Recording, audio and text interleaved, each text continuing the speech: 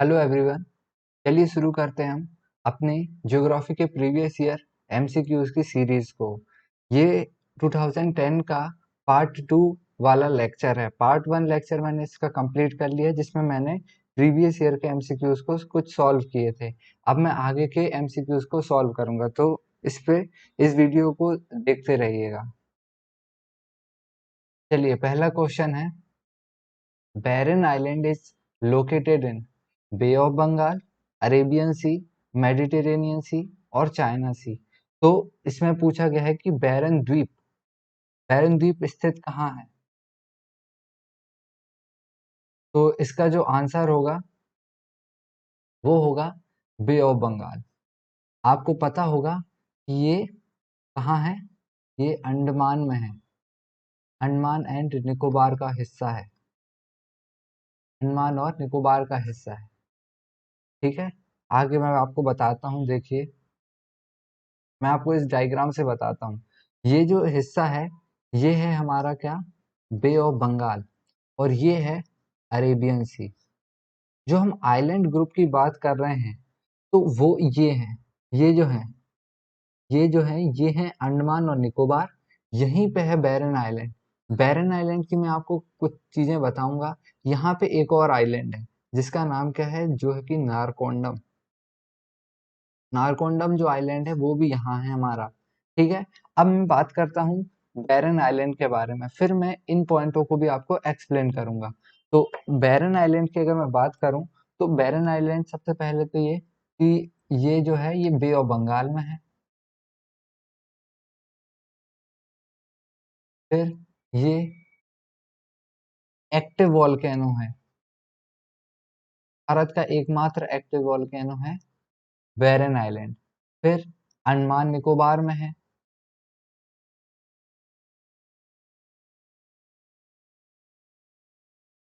अंडमान निकोबार का हो जाएगा। ठीक है, ये ये इतनी चीजें आप इसमें याद रखना। यहीं पे मैंने आपको बता दिया था कि नारकोंडम आइलैंड भी यहीं है। और अगर मैं अब अंडमान निकोबार की बात करूं, तो अंडमान निकोबार में सबसे ऊंची चोटी भी आ जाता है कभी कभी, कि अंडमान निकोबार की सबसे ऊंची चोटी क्या है। कि आप अगर बात करें तो ये है सैडल पीक, जो कि 732 मीटर की हाइट होने वाली। तो ये है हमारे अंडमान निकोबार आइलैंड ग्रुप के बारे में। ठीक है, जो कि बे ऑफ बंगाल में थे। और बैरन आइलैंड जो है वो एकमात्र एक्टिव वॉल्केनो है। तो आप इसको याद रखना। उसके बाद मैं बात अगर करूं अरेबियन सी की, ये देखो, ये जो वेस्ट साइड है हमारे भारत के, वेस्ट साइड में जो है ये अरेबियन सी है। और यहाँ जो आइलैंड्स हैं, ये जो हैं, ये हैं हमारे लक्षद्वीप। लक्षद्वीप है ये। लक्षद्वीप जो है ये 36 आइलैंडों का एक समूह है, ग्रुप है। 36 आइलैंडों का एक ग्रुप है। ठीक है, और फिर ये क्या है, ये कोरल डिपॉजिट से बना है।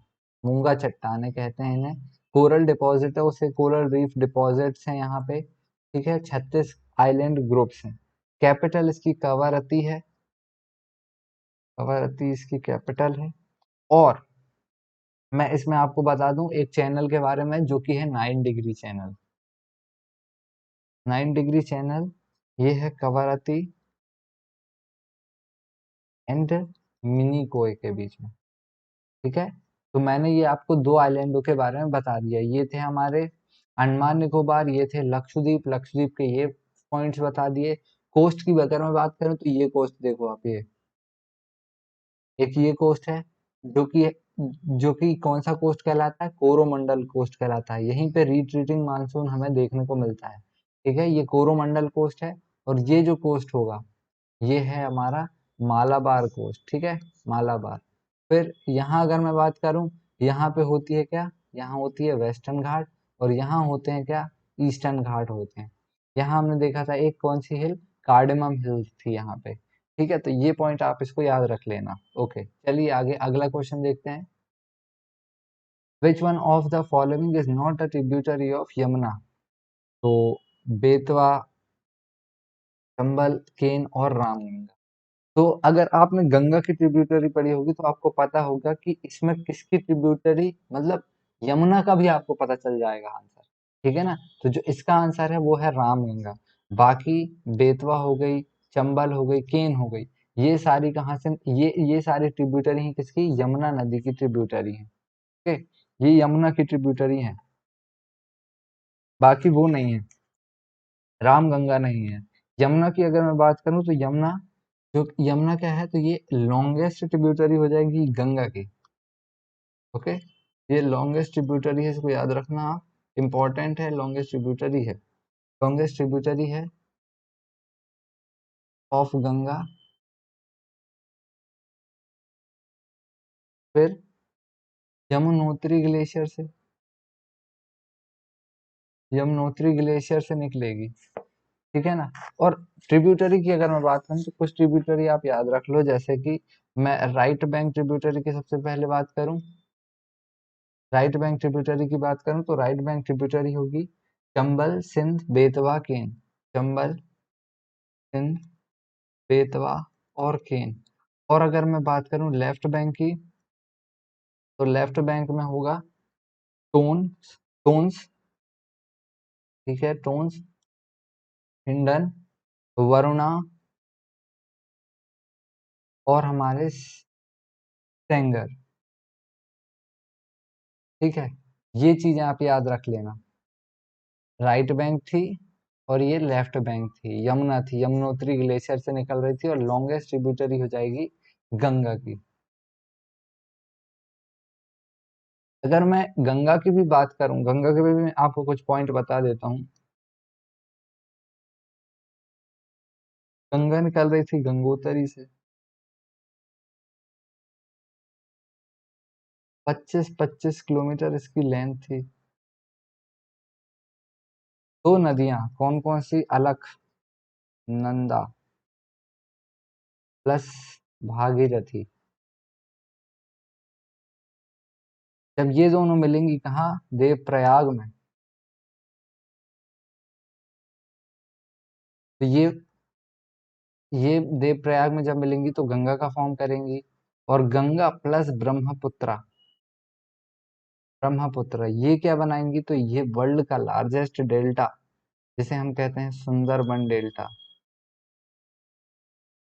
सुंदरबन डेल्टा का फॉर्म करेंगी। ओके, तो ये सुंदरबन डेल्टा गंगा और ब्रह्मपुत्र बना लेंगी। ये चीज आप इसमें याद रखो। अगला क्वेश्चन है कि विच of the following pair of island is separated by 10 degree channel? Lakshadweep and Minicoy, south Andaman and little Andaman, Andaman and Nicobar, Pamban and Mannar. 10 degree channel से कौन सा आइलैंड पेयर सेपरेट होता है? 10 डिग्री चैनल, 10 डिग्री चैनल के बारे में पूछा गया है यहाँ पे। यहाँ पे कुछ मैं आपको इम्पोर्टेंट चैनल भी बताऊंगा कि 10 डिग्री है, क्योंकि यहाँ पे 10 डिग्री इम्पोर्टेंट है, 8 डिग्री है, और हमने बताया था 9 डिग्री, मैंने आपको बता ही दिया था, और एक मैं आपको बता दूंगा 11 डिग्री। ठीक है, तो जो इसका आंसर है 10 डिग्री से, अगर पूछा जाए स्पेसिफिकली 10 डिग्री से कौन सा, कौन से आइलैंड पेयर सेपरेट होता है, तो ये आप पूरे अच्छे ध्यान से याद रखना कि ये जो है, ये अंडमान और निकोबार है। ठीक है, अंडमान और निकोबार आइलैंड ग्रुप है। अब देखो, ये अंडमान और निकोबार आइलैंड ग्रुप है पूरा, जो कि हमारे बे ऑफ बंगाल में था, और ये था हमारा लक्षद्वीप, जो कि अरेबियन सी में था। ठीक है ना? अरेबियन सी में था। अगर मैं पहले इन पॉइंटों की बात करूं, तो जो अंडमान और निकोबार में है, यहाँ देखो मैंने आपको बताया था कि एक है क्या, नारकोंडम आइलैंड। ठीक, बैरन आइलैंड के बारे में बताया था, बैरन आइलैंड जो कि हमारा एकमात्र एक्टिव वॉल्केनो है। अब ये जो है, ये 10 डिग्री चैनल ऐसा बना हुआ है, ये अंडमान और निकोबार को पूरी तरीके से अलग करता है। ठीक है, अंडमान और निकोबार को ये अलग करता है। अगर मैं बात करूं तो देखो, लैटिट्यूडनली जब हम बात करते हैं कि पूरे हमारे इंडिया का सबसे सदर्न मोस्ट पॉइंट कौन सा है, तो उसका जो वो है, वो नाम आता है किसका? इंदिरा पॉइंट का, जो कि खुद अपने अंडमान और निकोबार का हिस्सा है। कितना है? तो ये है 6 डिग्री 4 मिनट नॉर्दर्न लैटिट्यूड, ठीक है, ये याद रखना, एक्सटेंशन है ये, एक्सटेंशन है ऑल इंडिया का, ठीक है। और फिर अब देखो, ये चीज हो गई। अब आते हैं किसके पास, लक्षद्वीप। लक्षद्वीप में है हमारे, मतलब अरेबियन सी में है लक्षद्वीप आइलैंड। यहाँ पे 8 डिग्री चैनल और 9 डिग्री चैनल, ठीक है। 8 डिग्री चैनल की अगर मैं बात करूँ तो 8 डिग्री जो चैनल होगा ये होगा मिनिकोय और मालदीव के बीच में।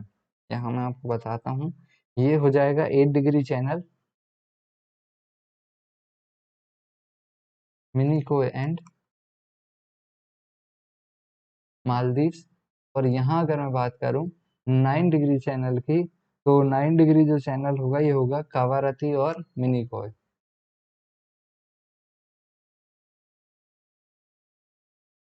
ठीक है। अब एक और 10 डिग्री मैंने आपको बता दिया, अंडमान और निकोबार। और एक और याद कर लो आप, 11 डिग्री, जो कि ये भी इम्पोर्टेंट है, Amini island and Cannanore island.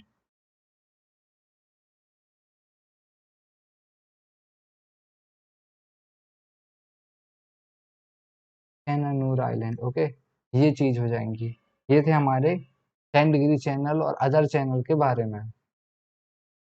फिर क्वेश्चन है, the earth is nearest to sun on, पृथ्वी सूर्य के सबसे निकट है कब, कितनी तारीख को बोल रहा है, 3 जनवरी को, 4 जुलाई को, 22 मार्च को, या फिर 21 सितंबर को। जो इसका आंसर है वो है 3 जनवरी। 3 जनवरी वो तारीख है जब पृथ्वी जो है वो सूर्य के सबसे निकट आएगी, ठीक है। पृथ्वी सब सूर्य के सबसे निकट आ जाएगी, ओके, ये है।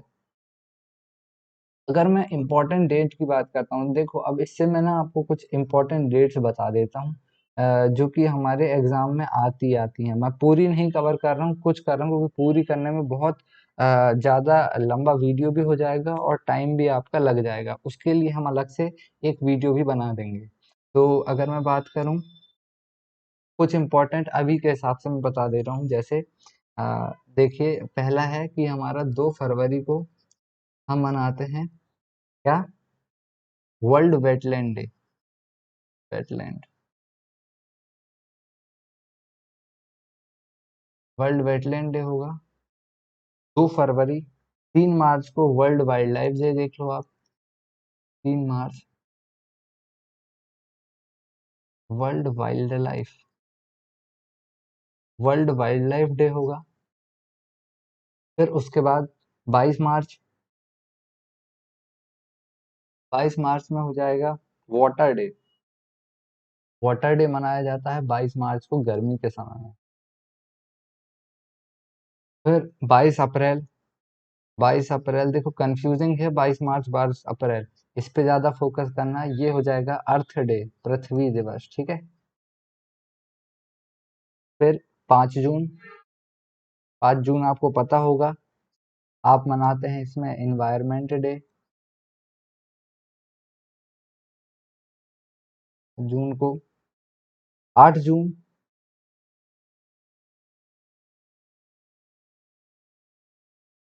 ये है आपका ओशियन डे। फिर 29 जुलाई, ये है इंटरनेशनल टाइगर डे। और फिर हो जाएगा 16 सितंबर, ये भी याद रखना, ये भी एक हमारे करंट अफेयर्स का एक मुद्दा रहता है हमेशा। तो करंट अफेयर में एक मुद्दा बना रहता है हमारा ओजोन, ओजोन के बारे में, ठीक है। ओजोन का भी एक करंट अफेयर में ये चीजें आती रहती हैं, तो ओजोन की चर्चा होती रहती है, इसलिए आप इसको भी याद रखना। तो ये इंपॉर्टेंट डेट थी, 2 फरवरी हमारे वर्ल्ड वेटलैंड डे, 3 मार्च वर्ल्ड वाइल्ड लाइफ डे, 22 मार्च वर्ल्ड वाटर डे, 22 अप्रैल अर्थ डे, 5 जून इन्वायरमेंट डे, 8 जून ओशन डे, 29 जुलाई टाइगर डे, और 16 सितंबर हमारा ओजोन डे, ठीक है। अगला देखते हैं क्या है question. Adam bridge begins from Dhanushkodi, Mandapam, Pamban और रामेश्वरम। अब मैं देखो आपको इसके बारे में ना चीजें बताता हूँ, क्या है देखो। ये है, ये तो इसका तो आंसर है हमारा एडम ब्रिज धनुषकोडी से, ठीक है ना। अब देखो धनुषकोडी वाला, ये देखो ये वाला है हमारा, सबसे पहले तो ये है इंडिया और ये है श्रीलंका। श्रीलंका, ये जो एरिया है इसे ही जूम करके दिखाया गया है, ये वाला, ये पूरा दिखाया गया है। तो यहाँ बताया गया है एडम्स ब्रिज, है ना, एडम ब्रिज धनुषकोडी वाला, ठीक है। इसमें बताया गया है, सबसे पहले तो आप यहाँ से कुछ पॉइंट्स निकालो। ये तो एडम ब्रिज हो गया हमारा, ठीक है, ये एडम ब्रिज है, ये श्रीलंका है और ये है भारत। और यहाँ के कुछ पॉइंट अगर मैं बताऊं आपको तो ये देखो, यहाँ आती है हमारी गल्फ ऑफ मन्नार, आ जाता है गल्फ ऑफ मन्नार कहाँ पे है, तो ये आप याद रखो सबसे पहले कि गल्फ ऑफ मन्नार यहाँ है ना। और फिर उसके बाद यहाँ पे कुछ चीजों के नाम याद रखो, जैसे कि कौन सी चीज लोकेशन आप याद रखो, जैसे यहाँ देखो ये छोर में आपको दिख रहा है रामेश्वरम, इम्पोर्टेंट है, इसको याद रखना, ठीक है। ये पाक बे है, यही हमारी क्या हो जाएगी, यही हो जाएगी हमारी पाक स्टेट, पाक स्टेट हो जाएगी यहाँ, ये भी आप याद रखना, ठीक है। और ये पंबन आइलैंड है, पंबन आइलैंड है, इसका देखो ये जो है, ये आखिरी छोर में यहाँ पे ये हो जाएगा धनुषकोडी, यहीं से चालू हुआ हमारा क्या, एडम्स ब्रिज, ठीक है ना, एडम्स ब्रिज। और यहाँ फिर हमारा क्या लग गया, ये लग गया हमारा श्रीलंका, श्रीलंका लग गया।